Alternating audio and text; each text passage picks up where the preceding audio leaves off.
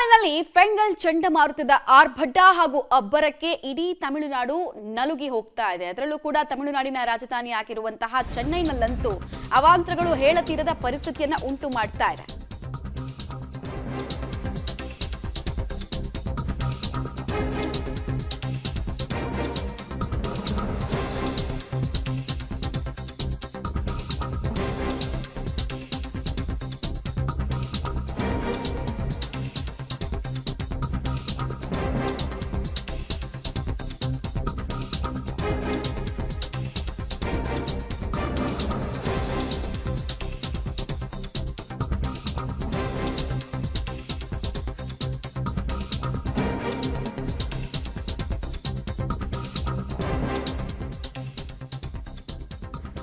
ಫೆಂಗಲ್ ಎಫೆಕ್ಟ್ಗೆ ಚೆನ್ನೈನಲ್ಲಿ 3 ಬಲಿಯಾಗಿರುವಂತಹ ವಿಚಾರಕ್ಕೆ ಸಂಬಂಧಪಟ್ಟಂತೆ ಡೀಟೇಲ್ಸ್ ಕೊಡ್ತಾ ಇದ್ವಿ ನಾವು. ಚೆನ್ನೈನ ರಸ್ತೆಗಳು, ತಗ್ಗು ಪ್ರದೇಶಗಳು ಎಲ್ಲವೂ ಕೂಡ ನೀರಿನಿಂದ ಆವೃತ ಆಗಿದೆ.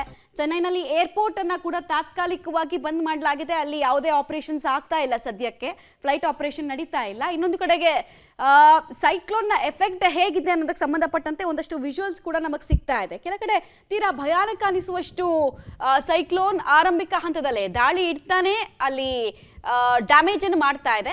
ಇನ್ನು ಮತ್ತೆ ಫ್ಲೈಟ್ ಆಪರೇಷನ್ಗೆ ಸಂಬಂಧಪಟ್ಟಂತೆ ನಾವು ಹೇಳ್ತಾ ಇದ್ದೀವಿ, ಒಂದು ವೆದರ್ ಕಂಡೀಷನ್ ಪೂರಕವಾಗಿಲ್ಲ, ಹವಾಮಾನ ವೈಪರೀತ್ಯ ಅಂತ ಹೇಳಿದ್ರೆ ಅದು ನಿಜವಾಗ್ಲೂ ಅಪಾಯಕ್ಕೆ ಆಹ್ವಾನವನ್ನು ಕೊಡುವಂತಹ ವಿಚಾರ. ತಗ್ಗು ಪ್ರದೇಶಗಳ ಸ್ಥಿತಿ ನೋಡ್ತಾ ಇದ್ದೀರಾ, ನೀರು ಯಾವ ರೀತಿ ಚೆನ್ನೈ ನಗರವನ್ನು ಆವರಿಸಿ ಬಿಟ್ಟಿದೆ ಅಂತ. ಒಂದೇ ಒಂದು ಮಳೆ ಕೆಲ ಗಂಟೆಗಳು ಬಂದರೂ ಸಾಕು, ಅಲ್ಲಿ ಇಡೀ ಚೆನ್ನೈ ನಗರ ಮುಳುಗುವಂತಹ ಪರಿಸ್ಥಿತಿ ನಿರ್ಮಾಣ ಆಗುತ್ತೆ. ಕಾರಣ ಅದರ ಭೌಗೋಳಿಕ ರಚನೆ ಕೂಡ ಹಾಗೆ ಇದೆ. ಚೆನ್ನೈ ನಗರ ನಿರ್ಮಾಣ ಮಾಡಿದಾರಲ್ಲ, ಅದು ಆಲ್ಮೋಸ್ಟ್ ಸಮುದ್ರ ಮಟ್ಟದಿಂದ ಕೇವಲ 6 ಮೀಟರ್ ಮಾತ್ರ ಅಬೌವ್ ಇದೆ.